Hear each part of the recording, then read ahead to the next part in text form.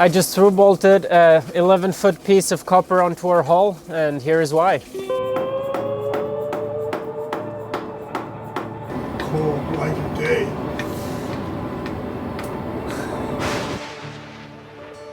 Lightning is very scary. It's very unpredictable, and in general, it puts on a show. We were caught in a lightning storm when we were on the south coast of Sicily in Magic Carpet 1, and we had lightning strike the water.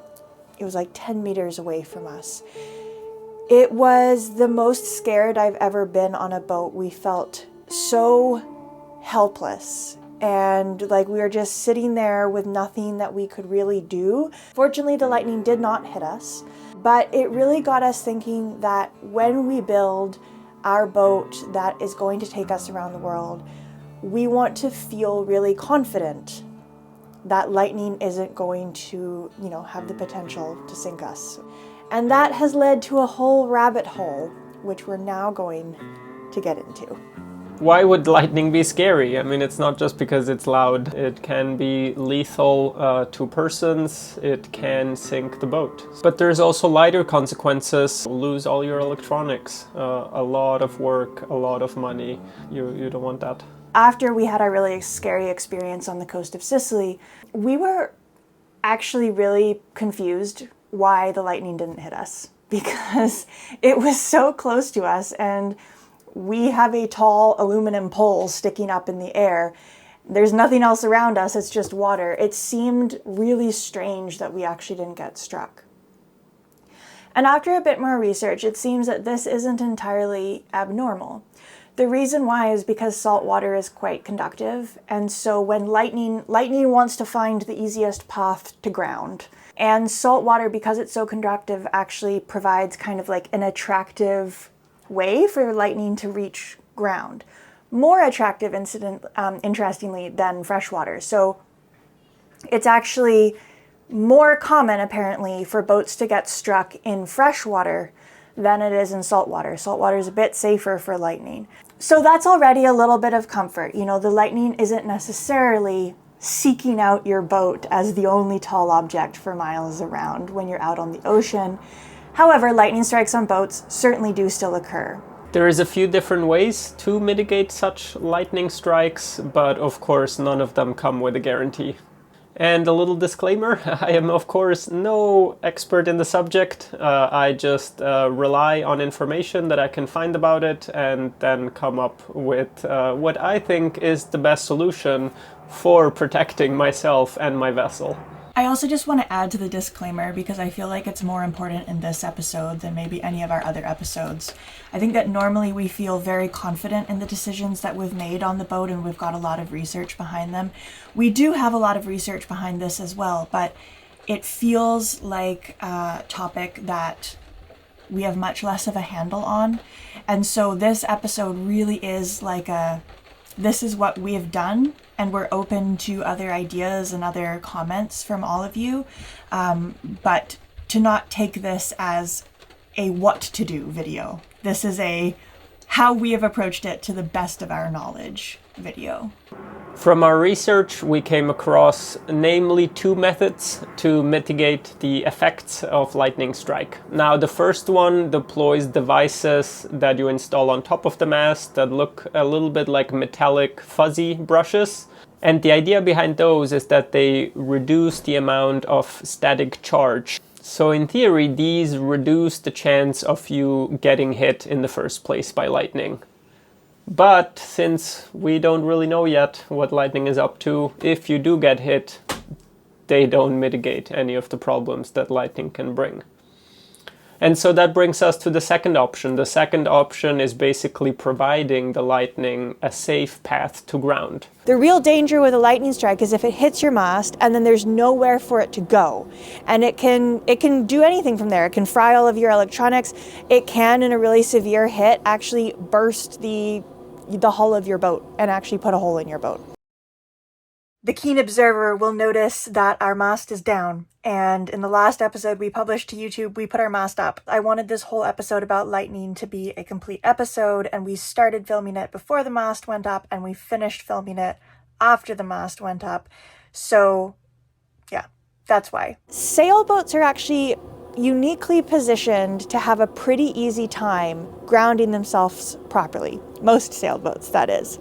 Most sailboats have bolted on lead keels, and that actually provides an amazing, huge underwater metal surface where if you connect your mast properly to your keel using cables, that can actually provide a path for lightning to get to the ground, and it's not too difficult to do. What's difficult for us is that our keel is encapsulated, meaning that the lead was actually poured into the fiberglass itself, and so the metal is not exposed to the seawater. And so for us to properly ground, we need to add a metal bar to the outside of our boat that's connected internally to the top of the mast through cables, which would allow that lightning to have a clear path to ground. Now, this is obviously a much bigger endeavor because now we're drilling holes in the boat, we're running cables internally. And then all metallic objects are tied into that plate, because the lightning, of course, doesn't only choose the mast either.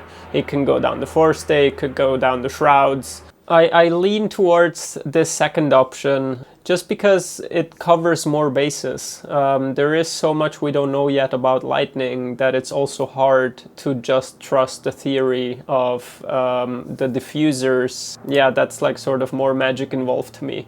And honestly, it would be quicker, easier, and cheaper. And maybe that is why sometimes it is chosen. But since we had an experience where we got really close and it wasn't fun at all, yeah, I kind of prefer the latter option.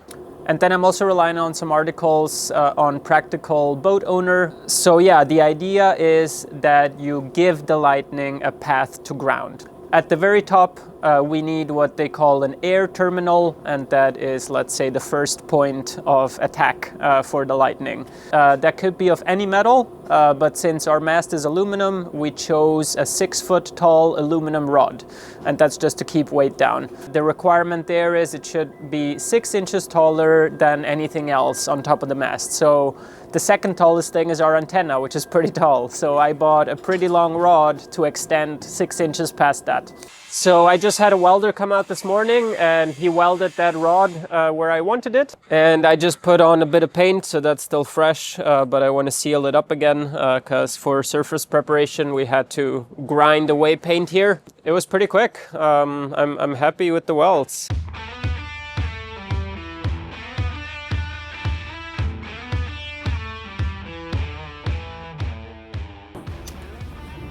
Want to spread that at all? I think it will squeeze. It's going to go on pretty tight, so that's it. So put it up.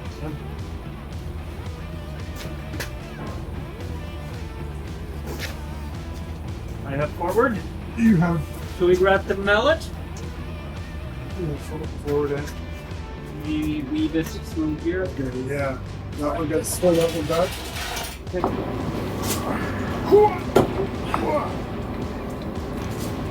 Mallet, or can you? I've got mine started. Yeah, me too.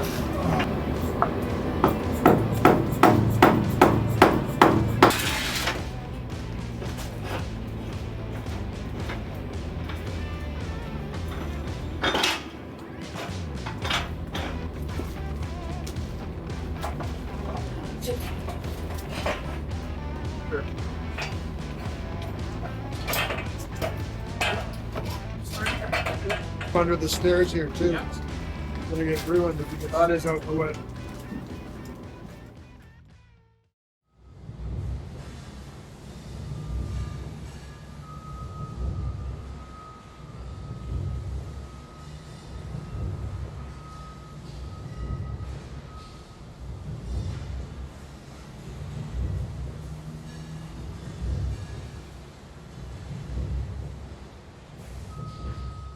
So I want to address a few of the concerns that I imagine is going to pop up from this. Namely, it doesn't seem ideal to have to through bolt a long piece of metal onto the outside of our hull. Isn't that going to snag on things? Isn't that going to cause potential problems? And all I can really say is we agree. It would definitely be ideal to not have to bolt a long metal rod or strip onto, or plate, whatever you call it, onto the outside of our boat. But what's really even less ideal is lightning and the potential effects that it could have. Yeah, unfortunately, the one downside of our boat design is it's actually one of the most difficult sorts of sailboats to ground as far as lightning is concerned. Like we mentioned already, a fiberglass boat with a bolted-on lead keel can be grounded fairly easily. Metal boats can also be grounded fairly easily. I suppose wood boats are one instance similar to us where it can be harder to find that adequate path to ground, especially if you have a wooden mast, because then you really do need adequate cabling somehow run down your entire mast. But as far as fiberglass boats are concerned, the encapsulated keel design is great for a lot of reasons, since keel bolts are often a point of failure and we don't have to deal with keel bolts. But in this one scenario, that's where the downside comes about. So yeah, it was a big debate, like, do we do anything about this? Do we add that external grounding plate? But I think having been in the midst of a lightning storm and feeling that power in the air all around us and the helplessness that we felt bobbing around, it really inspired us to just say, okay, the consequences and the potential downsides are worth it for us. So now to the actual implementation. This all started off with ordering a big copper bar. So you do want to connect the mast to the ground strap and then also the chain plates, some through holes. You can also take advantage of the ground strap for grounding purposes, but those are mostly in the back where we have batteries and the systems. Then we thought, well, why not use a very long grounding strap that connects the aft portion with the forward portion, and that's what we moved ahead with. One thing that we could also manage to take advantage of then by having this long ground strap is to do something called bonding, which a lot of vessels do to keep all the dissimilar metals of all the equipment that they have in the vessel at the same really low potential of the zinc. But they all have to be connected together electrically. They have to be bonded together electrically and then connected to a zinc. So by having this long strap here, we have internally, we have a place where we can connect the bonding connections. The bonding connection in this ground strap internally is called the common ground point. And that common ground point has one connection to your main DC negative bus. And that holds everything at earth potential. And that's the reference point, is the earth potential. And you also get the advantage then of having everything bonded together. So lightning and bonding and grounding at earth potential is all satisfied by this strap that we've just put in. Both at the forward end and at the aft end, we've sourced zincs that have 2 mounting holes, and we can just put those onto the studs and mount the zincs directly onto the studs that are through bolted to the grounding strap and the common ground point internally for the bonding in the vessel. Much better said.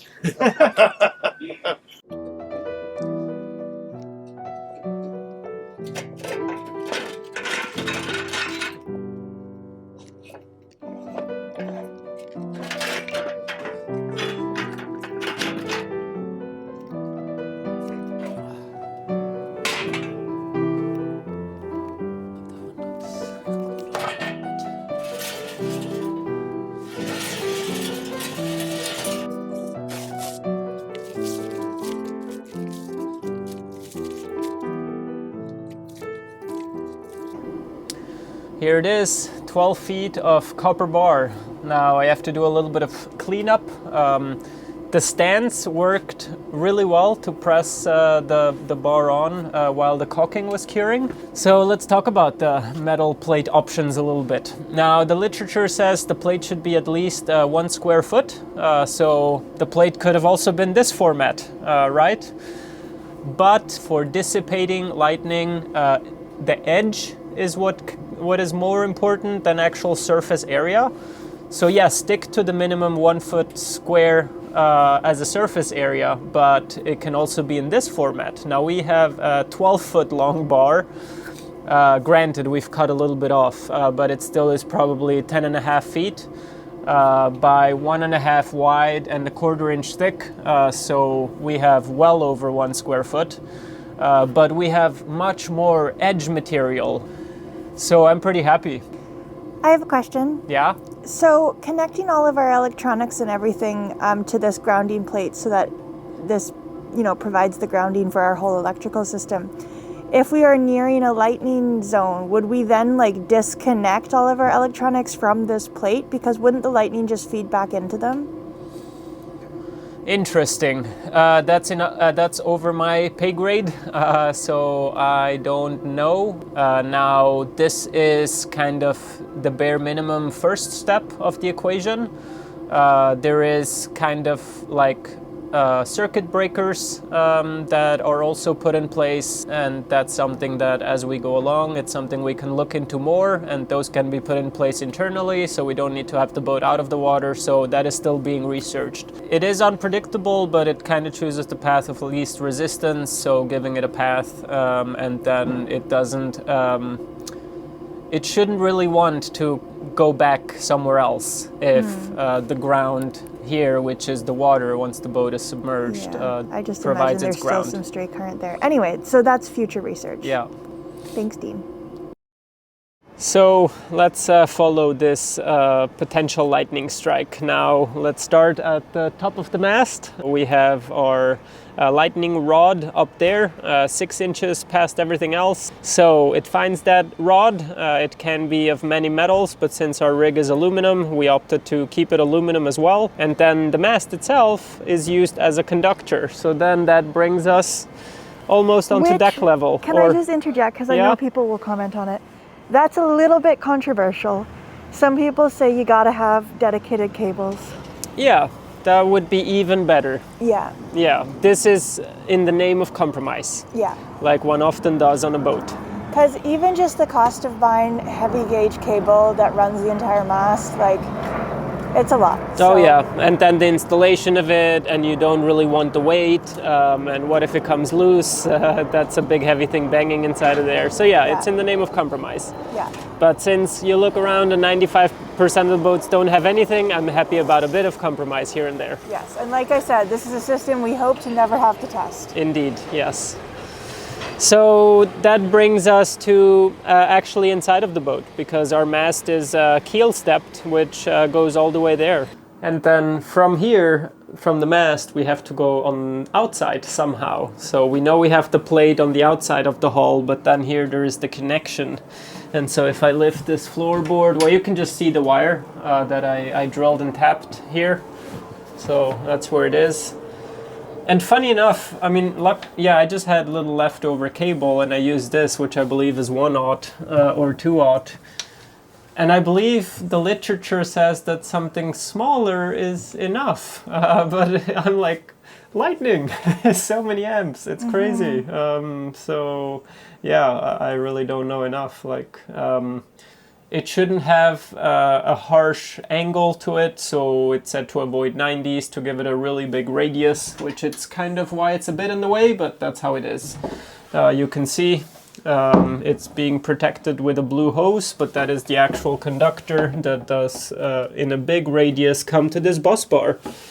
And the bus bar, you can see most of the connections are still free, but that is to put on the through holes and make a connection from the shrouds, which are here on the side in the hanging locker, and to bring them all to the same bus bar and tie it all together. And that brings us on the outside. These 2 through bolts that you see right here that this bus bar is mounted on is what holds the outside copper plate onto the boat. And I think it's also important to note that the mast is not directly connected to the lead that's in the keel. Yeah. There's a layer of wood, actually, right? Yeah, so that's important because the whole point of this is trying to prevent lightning getting into the lead and exploding it because it has nowhere to go, sort of thing, right? So. Yeah. And the other part of this, since the metal plate is so long, we can actually go dive under the chart table and see the other part of it over there. So right now the drawers are out because you still need access. But this is the aft end of the plate on the exterior, and I have the same bus bar on it, and you can see there is one big gauge cable coming to it, and that's basically our DC ground negative, so it all will be tied into here as well. So as we collect items and as I get to wiring this up, same here. I will actually put on the ground for all the devices onto that bus bar, which is the isolation transformer case, the inverter charger ground the case, and all of those will be tied into that bus bar. So you see, even now it's not complete yet, but I feel very good of where it's at, because I got the DC main ground on it, I've got the lightning from the mast connected to it, and then it's small additions that we will continuously make. And I know that this has been seen if you have watched this far, but just to show the whole process of what we want Lightning to do is to then come into the water via this plate here. So bus bars on the inside, through bolted, and then out here. And I have ordered the zincs and I have installed those. So those are just for all the magic that happens because there is non-current carrying things, there's current carrying things, and I don't know enough about it. So yeah, but some zincs are a good idea. Yeah. One last thing that I want to do actually before putting the boat in the water is putting a cowl or maybe like a wooden wedge on the front, and that is just to prevent it from snagging lines. Yeah, don't love the zincs. I really didn't mind the plate, don't love the zincs, but speaking of hydrodynamics,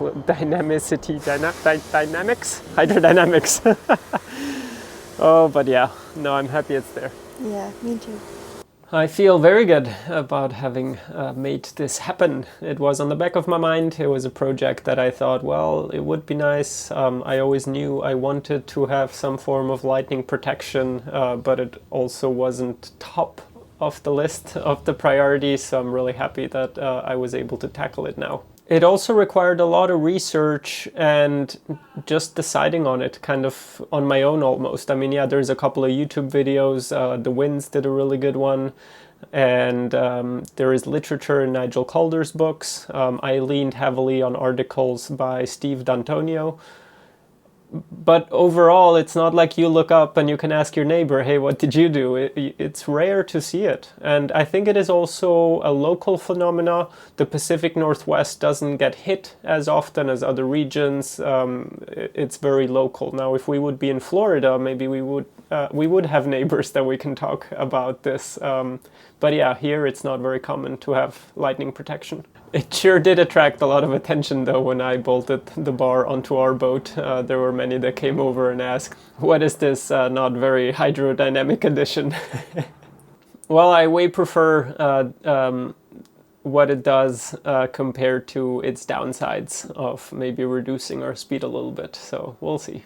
In total, it's only 4 through bolts. And a lot of Sikaflex, which I'm hoping will do a little bit of adhering the bar to the hull as well.